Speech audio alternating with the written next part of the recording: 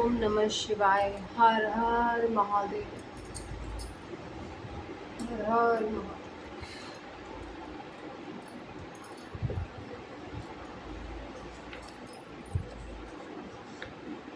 शिव पुराण अब तक हमने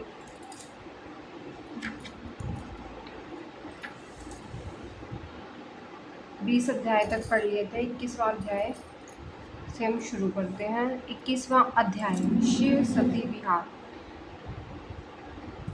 नारद जी ने पूछा, हे पितामह ब्रह्मा जी, शिव जी के विवाह के पश्चात सभी पधारे देवी देवताओं और ऋषि मुनियों सहित श्री हरि और आपके विदा करने के पश्चात क्या हुआ?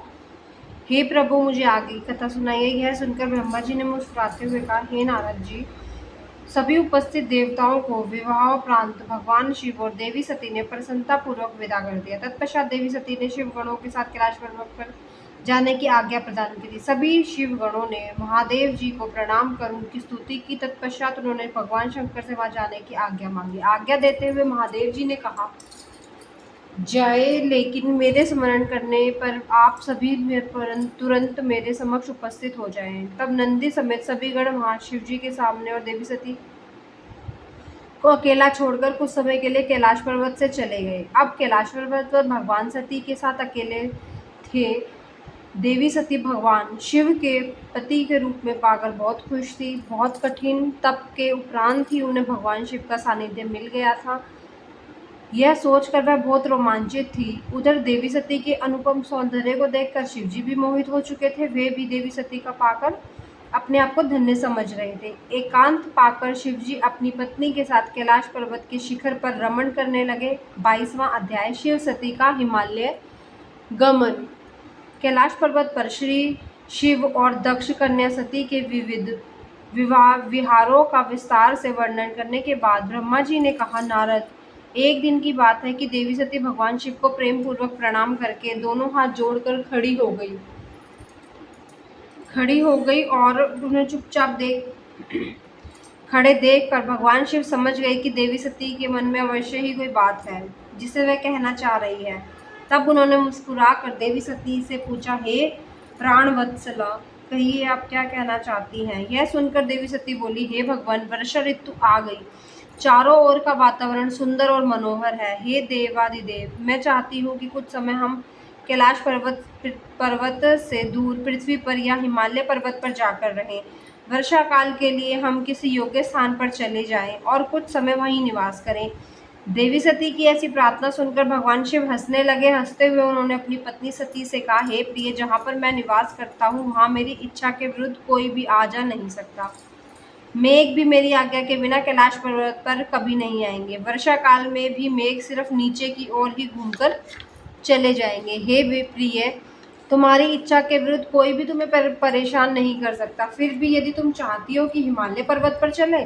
तत्पश्चात भगवान शिव अपनी पत्नी के साथ हिमाचल पर चले गए।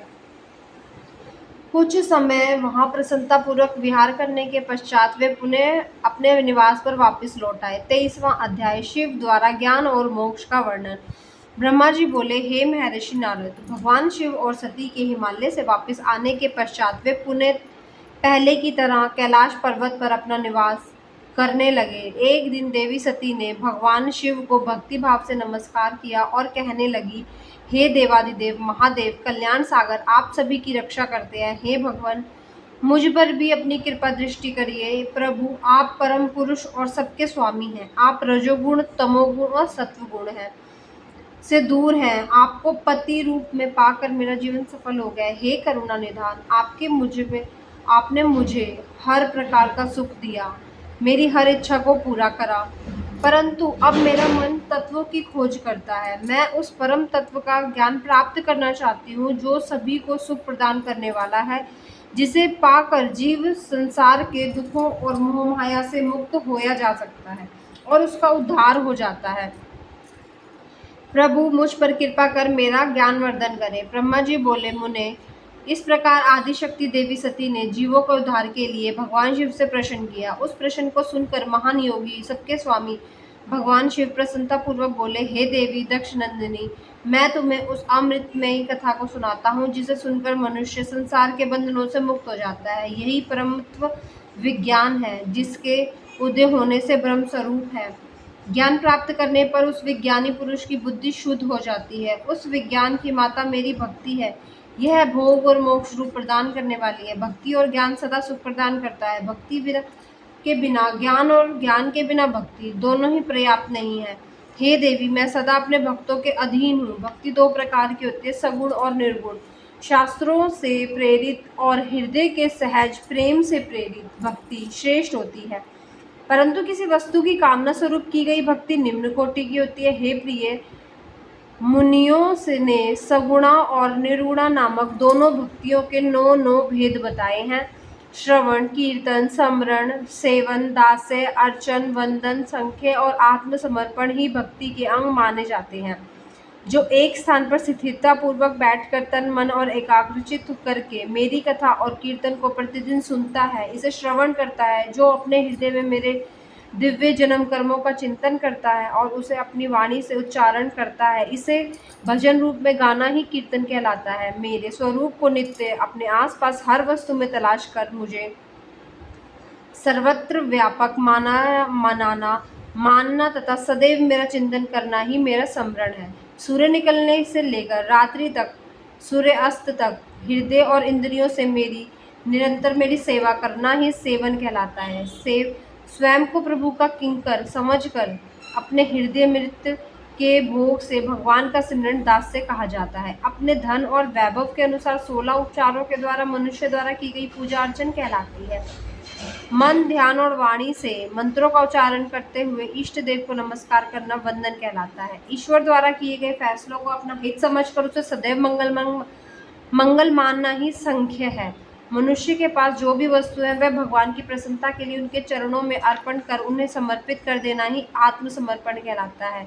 भक्ति के ये 9 अंग भोग और मोक्ष प्रदान करने वाले हैं। ये सभी ज्ञान के साधन मुझे प्रिय हैं। मेरे सांगोपांग भक्ति, ज्ञान और वैराग्य को जन्म देती है। इससे सभी अभीष्ट फलों की प्राप्ति होती है। मुझे मेरे भक्त बहुत प्यारे हैं। तीनों लोकों और चारों युगों में भक्ति के समान दूसरा कोई भी सुखदायक मार्ग नहीं है। कलयुग में जब ज्ञान और वैराग्य का ह्रास हो जाएगा, तब भी भक्ति ही शुभ फल प्रदान करने वाली होगी। मैं सदा ही अपने भक्त के वश में रहता हूँ। मैं अपने भक्तों की विपरीत परिस्थिति में सदैव सहायता करता हूँ और उसके सभी कष्टों को दूर करता हूँ। मैं अपने भक्तों का रक्षक हूँ। ब्रह्मा जी बोले, नारद, देवी सती को भक्त और भक्ति का महत्व सुनकर बहुत प्रसन्नता हुई।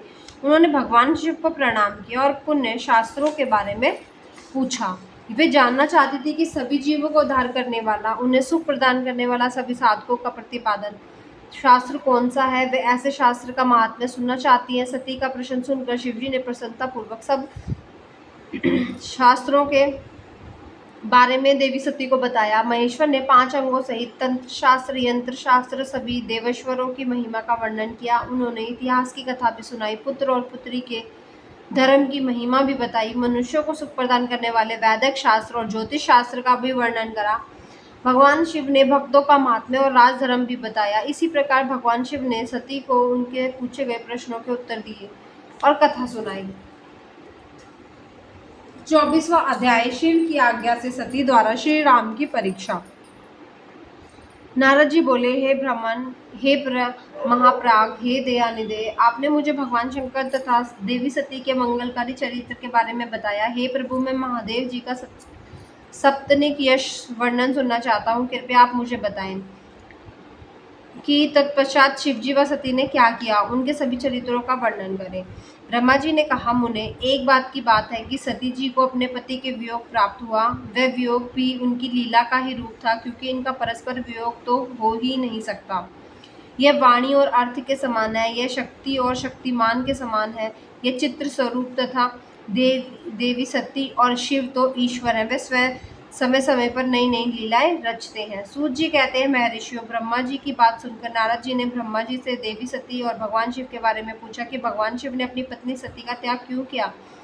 ऐसा किस लिए हुआ कि स्वयं वर देने के बाद भी उन्होंने देवी सती को छोड़ दिया। प्रजापति दक्ष ने अपने यज्ञ के आयोजन में भगवान शिव को निमंत्रण क्यों नहीं दिया और यज्ञ स्थल पर भगवान शंकर का अनादर क्यों किया गया।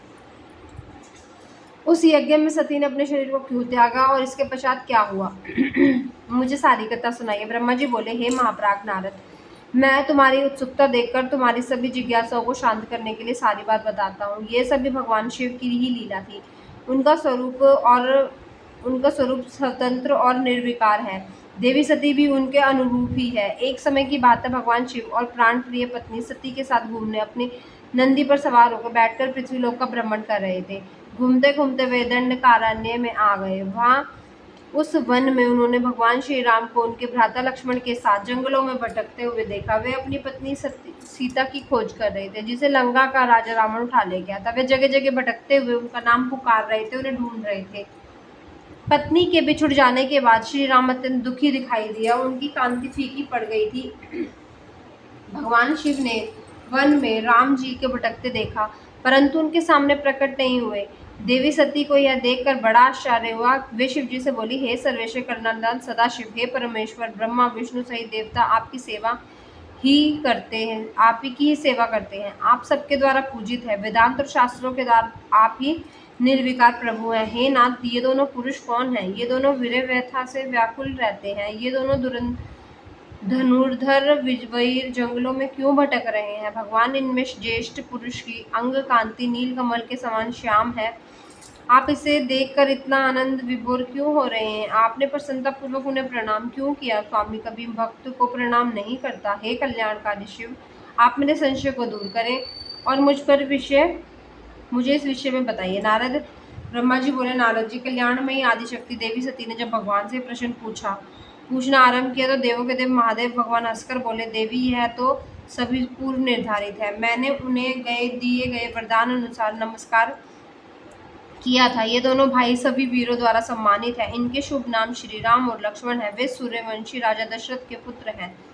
इनमें गोरे रंग के छोटे भाई साक्षात शेष के अंश है तथा उनका नाम लक्ष्मण है। बड़े भाई श्री राम भगवान विष्णु का अवतार है। धरती पर इनका जन्म साधुओं की रक्षा और पृथ्वीवासियों के कल्याण के लिए हुआ है। भगवान शिव की ये बातें सुनकर देवी सती को विश्वास नहीं हुआ। ऐसा विभ्रम भगवान शिव की माया के कारण ही हुआ था। जब भगवान शिव को यह ज्ञात हुआ कि देवी सती को उनकी बातों पर विश्वास नहीं हो रहा, तो वे अपनी पत्नी दक्ष कन्या सीता सती से बोले, देवी, यदि तुम मेरी बात पर विश्वास नहीं करती तो स्वयं श्री राम की परीक्षा ले लो। जब तक तुम इस बात से आश्वस्त ना हो जाओ कि वे दोनों पुरुष ही राम और लक्ष्मण हैं और तुम्हारा मोह ना नष्ट हो जाए, तब तक मैं यहीं बरगद के नीचे खड़ा हूँ। तुम जाकर श्री राम और लक्ष्मण की परीक्षा ले लो। ब्रह्मा जी बोले, हे महामुनि, अपने पति भगवान शिव के वचन सुनकर सती ने अपने पति का आदेश प्राप्त कर श्री राम लक्ष्मण की परीक्षा लेने की ठान ली। परंतु उनके बारे में एक ही विचार उठ रहा था कि मैं कैसे इनकी परीक्षा लूँ। तब उनके मन में विचार आया कि मैं देवी सीता का रूप धारण कर श्री राम के सामने जाती हूँ। यदि वे साक्षात विष्णु जी के अवतार है तो वे मुझे आसानी से पहचान लेंगे, अन्यथा वे मुझे नहीं पहचान पाएंगे। ऐसा विचार कर उन्होंने सीता का रूप धारण कर और राम जी के समक्ष चली गई। सती ने ऐसा भगवान शिव की माया से मोहित होकर ही किया था। सती को सीता के रूप में देखकर राम जी सब कुछ जान गए। वे हंसते हुए देवी सती को प्रणाम करके बोले, हे देवी सती, मैं आपको नमस्कार करता हूँ। हे देवी, आप तो यहाँ, परंतु त्रिलोकनाथ भगवान शिव भी कहीं दिखाई नहीं दे रहे। बताइए देवी, आप इस निर्जन वन में अकेले क्या कर रही हैं और आपने अपने परम सुंदर कल्याणकारी रूप को त्याग कर यह नया रूप धारण क्यों किया है? श्री रामचंद्र जी की ऐसी बातें सुनकर देवी सती आश्चर्यचकित हो गई। तब वे शिव जी की बातों का स्मरण करते तथा सच्चाई को जानकर बहुत शर्मिंदा हुई और मन ही मन अपने पति भगवान शंकर के चरणों में स्मरण करती हुई बोली, हे अब हम अपने पति करुणा निदान भगवान शिव तथा अन्य पार्षदों के साथ पृथ्वी का भ्रमण करते हुए इस वन में आ गए थे। यहाँ आपको लक्ष्मण जी के साथ सीता की खोज में भटकते हुए देखकर भगवान शिव ने आपको प्रणाम किया। वहीं बरगद के पीछे खड़े हो गए। आपको वहाँ देख भगवान शिव आनंदित होकर आपकी महिमा का गुणगान कर रहे थे। वे आपके दर्शनों से आनंद विभोर हुए। मेरे द्वारा इस प्रश्न को पूछने पर जब उन्होंने बताया कि आप शिव विष्णु का अवतार हैं, तो मुझे विश्वास नहीं हुआ। तो मैं आपकी परीक्षा लेने के लिए आ गई। आपके द्वारा मुझे पहचानने लेने से मेरा सारा भ्रम दूर हो गया। हे श्री हरि, अब मुझे यह बताइए कि आप भगवान शिव की भी वंदनीय कैसे हो गए? और मेरे मन में यही एक संशय है, कृपया आप मुझे बताइए। मेरे संशय को दूर कर मुझे शांति प्रदान करें। देवी सती के ऐसे वचन सुनकर श्री राम प्रसन्न होते हुए तथा अपने मन में शिव जी का स्मरण करते हुए प्रेम विभोर हो उठे। वे प्रभु शिव के चरणों का चिंतन करते हुए मन में उनकी महिमा का वर्णन करने लगे। 25वां अध्याय श्री राम का सती के संदेह को दूर करना। श्री राम बोले, हे देवी सती, प्राचीन काल की बात है, एक बार भगवान शिव ने अपने लोक में विश्वकर्मा को बुलाकर उनके मनोहर गौशाला बनवाई, जो बहुत बड़ी थी। उन्होंने एक मनोहर विस्तृत भवन का भी निर्माण किया। उसमें एक दिव्य सिंहासन तथा एक दिव्य श्रेष्ठ छत्र भी बनवाया। यह बहुत ही अद्भुत और परम उत्तम था। तत्पश्चात उन्होंने सबके ओर से इंद्र, देवगणों, सिद्धों, गंधर्वों, समस्त उपदवों तथा नाग आदि को भी शीघ्र ही उस मनोहर भवन में बुलाया। सभी वेदों और आगमों को पुत्रों सहित, ब्रह्मा जी को, मुनियों, अप्सराएं सहित, समस्त देवियों सहित 16 नाग कन्याओं आदि सभी को आमंत्रित किया, जो कि अनेक मांगलिक वस्तुओं के साथ वहां आई। संगीतज्ञों ने वीणा, मृदंग आदि बाजे बजाकर अपूर्व संगीत का ज्ञान किया।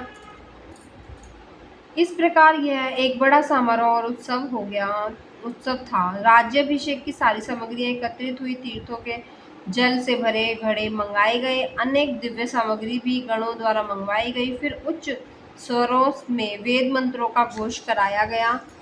हे देवी, भगवान श्री हरि विष्णु की उत्तम भक्ति से भगवान शिव सदा प्रसन्न रहते थे।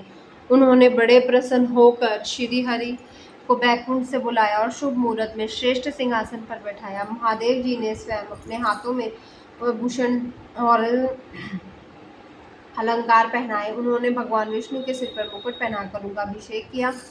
उस समय वहां अनेक मंगल गान गाए गए। तब भगवान शिव ने अपना सारा ऐश्वर्य, जो कि किसी के पास भी नहीं था, उन्हें प्रेम पूर्वक प्रदान किया। इसके पश्चात भगवान शंकर ने उनकी बहुत स्तुति की और जप करता ब्रह्मा जी से बोले, हे लोकेश, आज से श्री हरि विष्णु मेरे वंदनीय हैं। यह सुनकर सभी देवता स्तब्ध रह गए।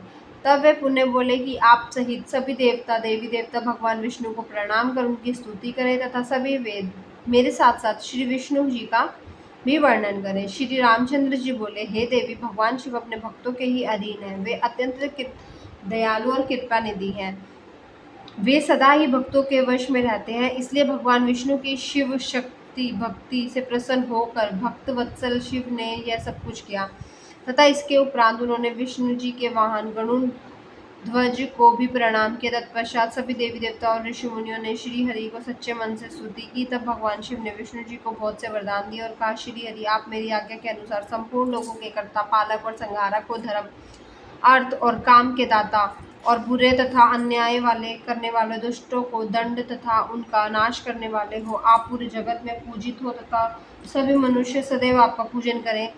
तुम कभी भी पराजित नहीं होगे। मैं तुम्हें इच्छा की सिद्धि, लीला करने की शक्ति और सदैव स्वतंत्रता का वरदान देता हूँ। हे हरे, जो तुमसे बैर रखेंगे उन्हें अवश्य ही दंड मिलेगा। मैं तुम्हारे भक्तों को भी मोक्ष प्रदान करूंगा तथा उनके सभी कष्टों का भी निवारण करूंगा। तुम मेरी बाईं भुजा से और ब्रह्मा जी मेरी दाईं भुजा से प्रकट है। रुद्रदेव जो साक्षात मेरा ही रूप है, मेरा ही हृदय से प्रकट हुए हैं। हे विष्णु, आप सदा सबकी रक्षा करेंगे। मेरे धाम में तुम्हारा स्थान उज्जवल है एवं वैभवशाली है।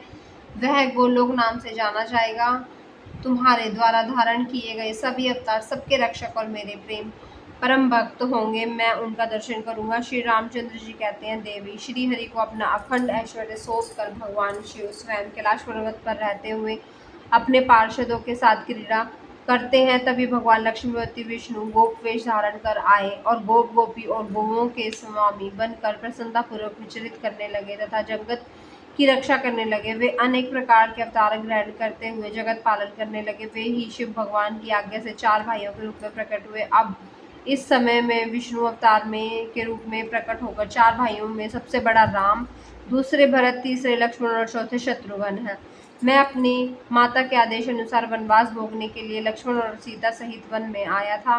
किसी राक्षस ने मेरी पत्नी सीता का अपहरण कर लिया। मैं यहाँ वहाँ भटकता रहा हुआ अपनी पत्नी को ढूंढ रहा हूँ। सौभाग्यवश मुझे आपके दर्शन हो गए। अब निश्चय ही मुझे मेरे कार्य में सफलता मिलेगी। हे माता, आप मुझ पर कृपा दृष्टि करें और मुझे ये वरदान दे कि मैं उस पापी राक्षस को मार मार कर अपनी पत्नी सीता को उसके चंगुल से मुक्त करा सकूं। मेरे यह महान सौभाग्य है कि अब मुझे आपके दर्शन प्राप्त हुए, मैं धन्य हो गया। इस प्रकार देवी की अनेक प्रकार की स्तुति करते हुए श्री राम जी उनके अनेकों बार प्रणाम किया। श्री राम जी की बातें सुनकर सती का मन बहुत प्रसन्न हुआ। भक्त वत्सल भगवान शिव की स्तुति एवं चिंतन करने लगे। अपनी भूल पर उन्हें लज्जा आ रही थी। वे उदास मन से शिव के पास चल दी। वे रास्ते में सोच रही थी कि मैंने अपने पति देव की बात ना मानकर बहुत बुरा किया और श्री राम जी के प्रति भी बुरे विचार मन में लाई। अब मैं भगवान शिव को क्या उत्तर दूंगी। उन्हें अपनी करनी का बहुत पश्चाताप हो रहा था। वे शिव जी के समीप गई और चुपचाप खड़ी हो गई। सती को इस प्रकार चुपचाप खड़ा देखकर भगवान शंकर ने पूछा, हे देवी, आपने श्री राम की परीक्षा किस प्रकार ली। यह प्रश्न सुनकर देवी सती चुपचाप खड़ी रही, सर झुकाकर खड़ी हो गई। उन्होंने शिव जी को कोई उत्तर नहीं दिया। वे असमंजस में थी कि क्या उत्तर दे। लेकिन महायोगी शिव ने ध्यान से सारा विवरण जान लिया और उनका मन से त्याग कर दिया। भगवान शिव ने सोचा, अब यदि मैं सती को पहले जैसा ही स्नेह करूंगा तो मेरी प्रतिज्ञा भंग हो जाएगी। वेद धर्म के पालक शिव जी ने अपनी प्रतिज्ञा पूरी करते हुए सती का मन से त्याग लिया। फिर सती ने से कुछ न कुछ कहकर वे कैलाश की ओर बढ़े। मार्ग में सबको, विशेषकर सती जी को सुनाने के लिए आकाशवाणी हुई कि महायोगी शिव, आप धन्य हैं। आपके सामने तीनों लोकों में कोई भी प्रतिज्ञा पालक नहीं है। इस आकाशवाणी को सुनते ही देवी सती शांत तो हो गई, उनकी कांति फीकी पड़ गई। तब उन्होंने भगवान शिव से पूछा, हे प्राणनाथ, आपने कौन सी प्रतिज्ञा की है, कृपया मुझे बताइए। परंतु भगवान शिव ने विवाह के समय विष्णु भगवान के समक्ष जो प्रतिज्ञा की थी उसे सती को नहीं बताया। तब देवी सती ने भगवान शिव का ध्यान करके उन सभी कारणों को जान लिया जिसके कारण भगवान ने उनका त्याग कर दिया। त्याग देने के बाद भी देवी सती अत्यंत दुखी हो गई। दुख बढ़ने के कारण उनकी आंखों से आंसू गिरे, वह सिसकने लगी। उनके मनोभावों को समझकर और देवी सती की ऐसी हालत देखकर भगवान शिव ने अपनी प्रतिज्ञा की बात उनके सामने नहीं कही। तब सती का मन बहलाने के लिए शिव जी उन्हें अनेक कथा सुनाते हुए कैलाश की ओर चल दिए। कैलाश पर पहुंचकर शिव जी अपने स्थान पर बैठकर समाधि लगाकर ध्यान करने लगे। सती ने दुखी मन से अपने धाम में रहना शुरू कर दिया। भगवान शिव को समाधि में बैठे हुए समय बीत गया। तत्पश्चात शिव जी ने अपनी समाधि तोड़ी। तब देवी सती को पता चला कि वे तुरंत शिव जी के पास दौड़ी चली आई। वहां आकर उन्होंने शिव जी के चरणों में प्रणाम किया। भगवान शिव ने उन्हें सम्मुख आसन दिया और उन्हें प्रेम पूर्वक कथा सुनाई। इससे देवी सती का शोक दूर हो गया, परंतु शिव जी ने प्रतिज्ञा नहीं तोड़ी। हे नारद, ऋषि मुनि आदि सभी शिव और सती की इन कथाओं को उनकी लीला का ही रूप मानते हैं, क्योंकि वे तो साक्षात परमेश्वर हैं, एक दूसरे के पूरक है। भला उनमें वियोग कैसे संभव है। सती और शिव वाणी और अर्थ की भांति एक दूसरे से मिले हुए हैं, उनके वियोग होना असंभव है। उनकी इच्छाओं और लीलाओं से ही उनमें वियोग हो सकता है। 26वां अध्याय, दक्ष का भगवान शिव को शाप देना। ब्रह्मा जी बोले, हे नारद, पूर्व काल में समस्त महात्मा और ऋषि प्रयाग में इकट्ठा हुए हैं। वहां उन्होंने एक बहुत बड़ा विशाल यज्ञ का आयोजन किया है। उस यज्ञ में देवर्षि, देवता, ऋषि मुनि, साधु संत, सिद्धगण और ब्रह्म का साक्षात करने वाले महान ज्ञानी पधारे हैं, जिसमें मैं स्वयं अपने तेजस्वी निगमों आगमों सहित परिवार को लेकर वहां पहुंचा। वहां बहुत बड़ा उत्सव हो रहा था। अनेक शास्त्रों में ज्ञान की चर्चा एवं वाद विवाद हो रहा था। उस यज्ञ में त्रिलोकीनाथ भगवान शिव भी देवी सती और अपने गणों के साथ पधारे। भगवान शिव को वहां देखकर मैंने सभी देवता और ऋषि मुनियों ने उन्हें झुककर भक्ति भाव से प्रणाम किया और अनेक प्रकार की स्तुति करी। शिव जी की आज्ञा पाकर सभी ने आसन ग्रहण कर लिया। इस सभी प्रजापति दक्ष भी वहां पहुंचे। वे भी बड़े तेजस्वी थे।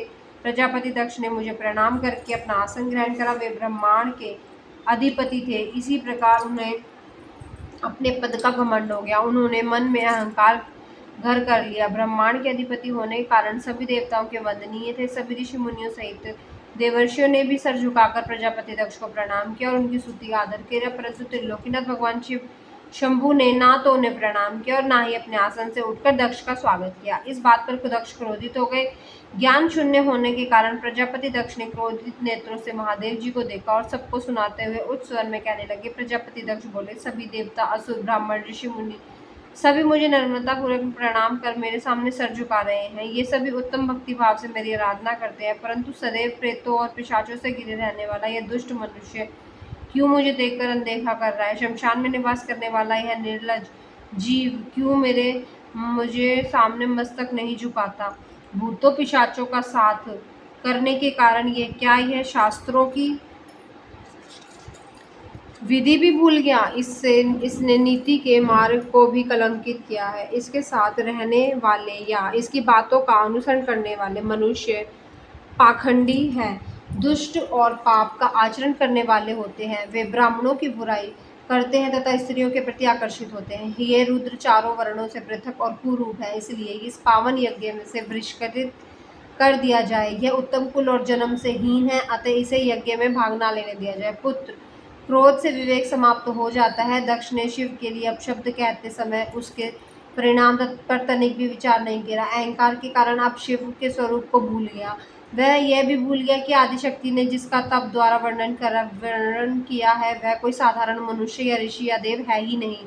ब्रह्मा जी ने, हे नारद, दक्ष की ये बातें सुनकर भृंगु आदि बहुत से महर्षि रुद्रदेव को दुष्ट मानकर उनकी निंदा करने लगे। ये बातें सुनकर नंदी को बुरा लगा, उनका क्रोध बढ़ने लगा और वे दक्ष को शाप देते हुए बोले कि हे महामूढ़ दृष्टि बुद्धि दक्ष, तू मेरे स्वामी महादेव देवादिदेव महेश्वर को यज्ञ से निकालने वाला कौन होता है? जिनके स्मरण मात्रा में से यज्ञ सफल हो जाता है और तीर्थ पवित्र हो जाते हैं, तो उन महादेव जी को कैसे शाप दे सकता है? मेरा स्वामी निर्दोष है और तूने अपने स्वार्थ की सिद्धि के लिए उन्हें शाप दे दिया, उनका मजाक उड़ाया। जिनका सदाशिव ने इस जगत की सृष्टि की है, इसका पालन किया है, इसको संहार करते हैं, तू उन्हीं महेश्वर को शाप देता है। नंदी के ऐसे वचनों को सुनकर प्रजापति दक्ष के क्रोध की कोई सीमा ही नहीं रही। वे आग बबूला हो गए और नंदी समेत सभी रुद्रगणों को श्राप देते हुए बोले, अरे दुष्ट रुद्रगणों, मैं तुम्हें श्राप देता हूँ कि तुम सब वेदों से बहिष्कृत हो जाओ, तुम वैदिक मार्ग से भटक जाओ और सभी ज्ञानी मनुष्य तुम्हारा त्याग कर दे। तुम शिष्ट आचरण ना करो और पाखंडी हो जाओ। सिर पर जटा, शरीर पर भस्म एवं हड्डियों के आभूषण धारण कर शराब का सेवन करो। जब दक्ष ने शिवजी के प्रिय पार्षदों को शाप दे दिया तो नंदी बहुत क्रुद्ध हो गए। नंदी भगवान शिव के लिए प्रिय पार्षद हैं। वे बड़े गर्व से दक्ष को उत्तर देते हुए बोले, नंदीश्वर ने कहा, हे दुर्बुद्धि दक्ष, तुझे शिव तत्व का ज्ञान नहीं है। तूने अहंकार में शिव गणों को शाप दे दिया। तेरे कहने पर भृंगु आदि गणों ने भी अभिमान के कारण भगवान शिव का मजाक उड़ाया है। अतः मैं भगवान शिव के तेज के प्रभाव से तुझे शाप देता हूँ कि तुझ जैसे अहंकारी मनुष्य जो सिर्फ कर्मों के फल को ही देखते हैं, वेद भाव में फंस कर रह जाएंगे। उनका वेद तत्व ज्ञान शून्य हो जाएगा। वे सदैव मोह माया में ही लिप्त रहेंगे। वे पुरुषार्थ विहीन होंगे और स्वर्ग को ही महत्व देंगे।